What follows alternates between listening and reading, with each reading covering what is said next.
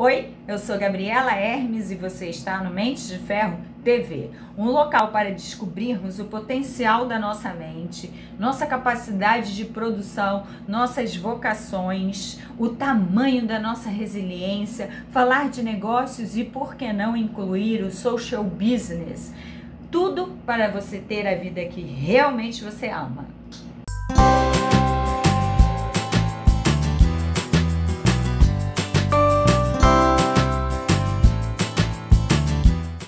Falaremos do triatlon na vida de um juiz de direito, o Dr. Alessandro Félix. Conte um pouco sobre a história do triatlo que você conhece. Os atletas, triatletas que marcaram a sua trajetória, marcaram a sua cidade natal, essa ambiência toda do triatlon aqui no Rio de Janeiro. Eu já praticava esporte na minha escola, que era uma escola que tinha uma educação física muito forte, tinha uma competição, não só entre os alunos, mas a nossa escola participava de competições municipais e intercolegiais, que era a competição mais forte que nós tínhamos no estado do Rio de Janeiro naquela época. Então eu comecei a ouvir falar numa prática desportiva que se chamava triatlon, que na verdade englobava 3 esportes. O cara começava nadando, depois saía da água e ia pedalar numa bicicleta e depois terminava essa modalidade com uma corrida. E na verdade o primeiro triatlon do qual eu ouvi falar, eu acho que foi aquele triatlon Gente de Ferro, que foi realizado aqui no Rio, que acho que foi em 82, 83, que foi o Roger que ganhou. E na verdade eu lembro da manchete, me lembro se era uma manchete ou se era uma matéria de página do Jornal do Brasil, falando sobre essa competição, né? Então eu comecei a tomar pé daquilo ali e alguns anos depois eu participei do meu primeiro triatlo, que eu acho que foi em 1987, lá na minha querida Niterói, ali pela Enseada de São Francisco, ali onde eu morava e tal. E Niterói era uma cidade pródiga em revelar e em ter triatletas de ponta naquela época. Por exemplo, tinham vários que se tornaram profissionais e foram campeões. Havia o Marcos Ornelas, que era muito bom também, chegou a vencer várias provas internacionais. O Garzon, que eu me lembro muito bem dele, que ele tinha uma natação fortíssima, e as meninas, né, que era a Fernanda Keller, que depois passou para a distância maior, e a Sandra Soldan, que se a memória não me falha, chegou até a disputar uma Olimpíada. E vários outros amadores, que até na minha época eram muito fortes, cujos nomes agora não me recordo, mas Niterói nessa época talvez fosse a cidade mais forte do Brasil em termos de triatlon. Qual o seu ponto fraco no triatlon? E por quê? Se você tem como amigo o Lugão, quais são as histórias que você tem para contar dessa época? Bom, na verdade, das modalidades de triatlon, a que eu sempre treinei menos, é que eu tenho mais dificuldade, é a natação. Mas chega até ser curioso, porque eu tenho um grande amigo lá de Niterói, que é a minha cidade natal, que se chama José Ricardo Maia Lugão, que todo mundo conhece ele como Lugão, que é um dos melhores, quer dizer, sem demérito aos outros treinadores, é um dos melhores treinadores de natação que eu já conheci. Eu me recordo de ter ido várias vezes assistir os treinamentos que ele dava lá na Associação Atlética Banco do Brasil, a ABB lá de Niterói, e ficava abismado como ele tinha o dom, como ele tinha didática para ensinar os atletas dele. E eu via que os atletas dele melhoravam de uma forma muito rápida e uma forma muito consistente. Mas eu confesso que eu treinei poucas vezes com ele e até gostaria de treinar mais. Me recordo até de uma história bem engraçada lá na ABB, junto com o Lugão à época, eu acho que corri o ano de 90 ou 91. Então a gente tinha combinado então logo tivesse terminado o treino que ele dava para os nadadores lá da ABB, a gente iria assistir o jogo do Botafogo lá no Caio Martins, Botafogo Estava disputando, não me recordo se era o brasileiro ou o estadual de 90 ou 91. O Botafogo ainda mandava seus jogos lá no Caio Martins. E eu falei para ele, vamos embora, Lucas, vamos lá assistir o jogo do Botafogo e tal. Ele falou, não, hoje eu não vou poder. Eu falei, como não, cara? Como você não vai poder? Não, porque agora eu vou dar treino para os triatletas que vão cair na piscina. Então, quer dizer, fazia toda a diferença esse treino, um treinador qualificado, um camarada experimentado, que levou os atletas dele a vários resultados importantes aí, no cenário estadual, brasileiro, até internacional, né? Então, afinal, há quanto tempo você faz triatlon? Bom, o que acontece? Esse primeiro triatlo que eu fiz, que foi lá em Niterói, que acho que foi em 87 ou em 88, foi realmente o primeiro que eu fiz. A distância, eu me recordo que era entre um sprint e um olímpico. Era, vamos dizer, 750 ou 1.000 de natação, 30 e poucos de bike, e eu acho que não chegava a 10 quilômetros de corrida. Esse foi o primeiro triatlo que eu fiz. E depois desse triatlo que eu fiz, foi o primeiro em 87, agora não me recordo muito bem, eu passei muitos anos da minha vida sem praticar esporte. Então eu voltei a praticar a corrida de rua na primeira metade da década de 2000 e voltei a ter alguns bons resultados. Mas eu queria voltar a ter outros estímulos e fazer outros esportes além da corrida. Aí eu voltei a pedalar e voltei a nadar aqui na praia de Ipanema. Então surgiu a oportunidade de eu fazer um triatlo de longa distância, que foi o meio Ironman do Rio, no ano de 2015. Então depois de 2015 eu me fixei nas provas de média e longa distância e já foram algumas provas e meia distância, né, que é 70.3, e Ironman. Eu já deve ter feito aí, de 2015 até hoje, talvez umas 10 provas no total. Quais os seus resultados mais expressivos no triatlon e no duatlon também? Eu já fiz alguns pódios, tanto no duatlon quanto no triatlon de longa distância, mas o triatlon aqui no Brasil, principalmente em nível estadual, aqui no nosso estado, é muito forte. A minha categoria, que era 45, 49 até ano passado, era uma categoria fortíssima, que tinha pelo menos aí uns 5 ou 6 triatletas que disputavam ali palmo a palmo, braçada a braçada.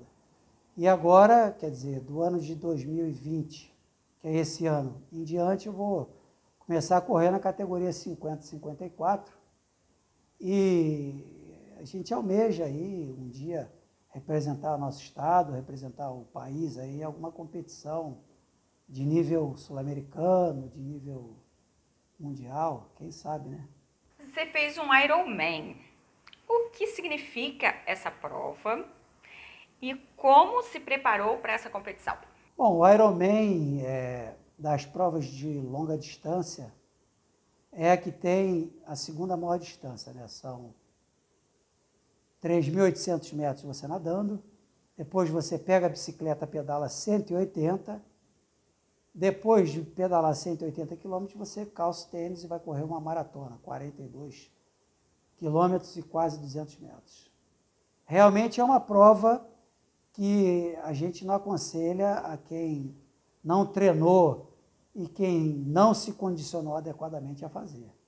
Porque é uma prova que tem uma duração muito longa, entre 9, 10, 11 horas, que um bom amador faz, e que realmente demanda um esforço alimentar, demanda um esforço muscular e um esforço de treinamento das 3 modalidades, que é duradouro, 2, 3, 4, 5, 6 meses ou até um ano, né? A rotina de um triatleta que treina para fazer um Ironman é uma rotina de muita abdicação, é uma rotina de muito denodo. Realmente, para treinar para o Ironman, você tem que se condicionar a sua mente e condicionar todas as pessoas que estão ali com você, que você vai fazer aquela prova e que você vai precisar de horas e horas de ausência, de convívio. horas e horas de treinamento, horas e horas de concentração, porque senão você pode se machucar, você pode se lesionar. E até conheço pessoas que não se condicionaram adequadamente, que se lesionaram e até largaram o esporte por conta disso, depois de ter praticado o Ironman. Quem é o seu treinador e como você o conheceu? Eu treinei especificamente, eu já vinha de uma base de triatlons de média distância e de longa distância, vamos dizer assim, de alguns anos, e eu resolvi fazer o Ironman. Então, na verdade, eu treinei durante 3 meses só para fazer o Ironman. Eu treinava todos os dias 1 ou 2 esportes na parte da manhã, e à noite, quando sobrava tempo depois do tribunal, eu ainda complementava um outro esporte, ou então fazia musculação, ou então fazia massagem. Né? Então, quer dizer, o treino era todos os dias, você treinava 1 ou 2 modalidades, e às vezes, quando você podia, você até treinava uma terceira modalidade. Mas eram treinamentos que variavam entre 1h30 durante a semana e de 4 a 6 horas nos finais de semana. Então, consiste mais ou menos nisso, né? 2 ou 3 treinos por volta de 3 quilômetros de natação, 2 ou 3 vezes por semana. De 3 a 4 vezes por semana eu treinava bike. As rodagens eram dia de semana entre 80 e 90 quilômetros, e no final de semana a gente ia para a estrada e rodava de acordo com a planilha entre 100 e 160 quilômetros ou 180 quilômetros. A corrida eu fazia também de 3 a 4 vezes por dia na semana. As rodagens variavam entre 10 e 20 quilômetros, e no final de semana, principalmente aos domingos, a gente fazia uma rodagem mais longa, que variava entre 1h30 e 2 horas, e já se avizinhando para o Ironman, a gente chegava a fazer rodagens de 2h40 e 3 horas. Desde 2014, eu participo de uma assessoria esportiva aqui no Rio de Janeiro, multiesporte, chamada Tribus Adventure, do meu grande amigo Bernardo Tillman, que eu conheci na época das corridas de rua, que na época eu ainda praticava as corridas de rua e era treinado pelos meus grandes amigos e treinadores Luiz Alberto Neném e João Montenegro. E uma vez eu estava correndo lá no aterro, numa prova de 5 quilômetros, que era a minha prova forte, e eu me recordo de ter corrido juntamente com o Bernardo essa corrida de 5 quilômetros. Ele foi comigo até o final. Eu me recordo que a gente fez um tempo entre 17h50 e 18h20. E aí depois eu fui conversando com ele. Ele me disse, mas a gente tem a prática de começar a pedalar aqui no aterro, depois que a gente termina o pedal, a gente faz uma transição para a corrida de rua. E aí comecei a conversar com ele. E 1 ano depois ele me convidou para participar de uma prova de corrida de rua com a assessoria Tribus, lá em Florianópolis, chamada Volta à Ilha, que consistia numa volta completa à ilha de Florianópolis, que eram 140 quilômetros, e nós ficamos em 3º ou 4º, se a memória não me falha, pegamos o pódio. Então, daí essa amizade se aprofundou, e hoje eu tenho ele como assim, um dos meus melhores amigos que eu tenho, não só de vida, mas do esporte. Realmente eu tenho uma convivência muito boa e muito saudável com esse meu amigo aqui. Eu teço até loas, porque eu gosto muito dele, então até sou suspeito para falar. Você tem algum acompanhamento nutricional? Quem é que te orienta nas horas de treino? Como é que é a sua alimentação, a sua hidratação e na hora da prova? Tem diferença? Eu creio que todo atleta de alto rendimento, amador, de provas de curta distância, de longa distância, qualquer que seja o esporte, ele tem que ter um regramento alimentar, porque senão ele não vai conseguir. Ele vai se lesionar, ele vai ter problemas gastro, ele vai ter problemas de várias espécies. Então, eu mantenho uma rotina alimentar desde que eu voltei a fazer triatlon, desde 2015, de longa distância, que consiste basicamente no seguinte: eu acordo, tomo o meu café da manhã, que consiste normalmente numa banana, uma pasta de amendoim, mel, um isotônico e saio para fazer o primeiro treino. Quando volto do primeiro treino é que eu normalmente tomo um café da manhã mais reforçado, né, às vezes tomo um açaí com granola, e depois o almoço, que varia um pouco de carboidrato, salada e uma proteína. No lanche, normalmente, como uma barra de cereais, uma fruta, e o jantar. O jantar, normalmente, eu faço uma refeição mais leve e evito principalmente os carboidratos. Mas esses carboidratos, eles são necessários no dia que antecede os treinos mais longos, para você estocar energia e tal. Então, nos dias em que a gente tem um treino mais longo, por exemplo, uma rodagem mais longa, um treino de bike mais longo, a gente dá uma incrementada nos carboidratos, né? Simples, complexos, enfim, nos treinos, quer dizer, nos dias que antecedem os treinamentos mais longos. E para a prova, a gente faz essa alimentação costumeira que eu disse, mas na semana da prova a gente dá uma incrementada no carboidrato, a gente dá uma incrementada na hidratação e na suplementação com as vitaminas, com maltodextrina, com palatinose, com géis de carboidrato, para o corpo chegar preparado no dia, para você não ter nenhum tipo de surpresa desagradável que possa te tirar da prova.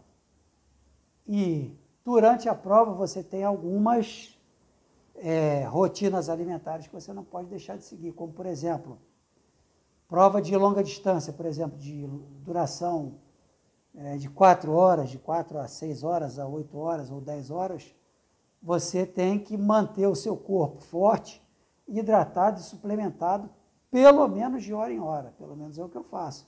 De 45 em 45 eu boto um gel de carboidrato para dentro, de 1h30 e de 1h20 eu suplemento com BCA, com palatinose, com isotônico,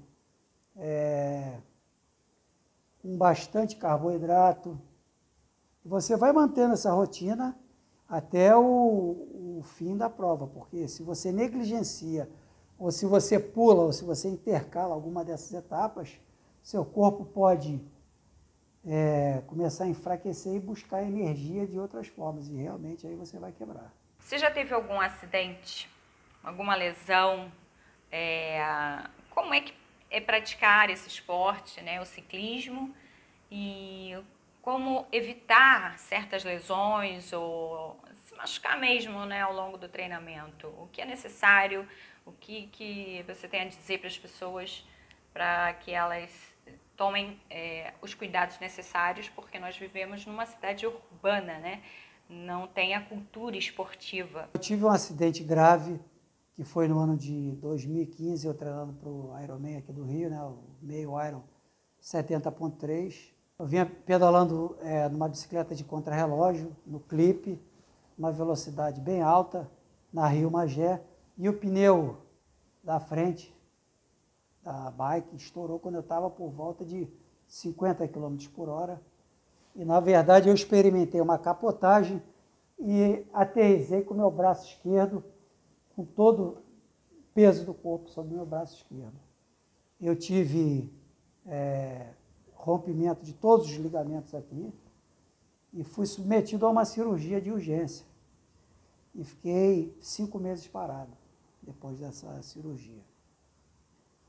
Nós aqui no município do Rio de Janeiro, nós temos uma certa dificuldade para praticar o ciclismo de alto rendimento ou ciclismo de velocidade, porque nós temos que competir com os automóveis, nós temos que competir com os ônibus e algumas vezes com os caminhões. Então surgiu de uma comissão formada por alguns atletas as chamadas APCCs, que são locais fechados e seguros para a prática do ciclismo. Nós temos algumas aqui no Rio. Temos uma lá no Porto Maravilha, temos uma no Aterro do Flamengo, temos uma lá no Recreio dos Bandeirantes. Então, realmente, aqueles que almejam ou aqueles que têm a intenção de praticar o ciclismo de velocidade ou ciclismo de alto rendimento, eles podem recorrer a essas áreas de proteção, que são as APCCs, e praticarem o ciclismo ali com segurança, com isolamento da área pelo poder público.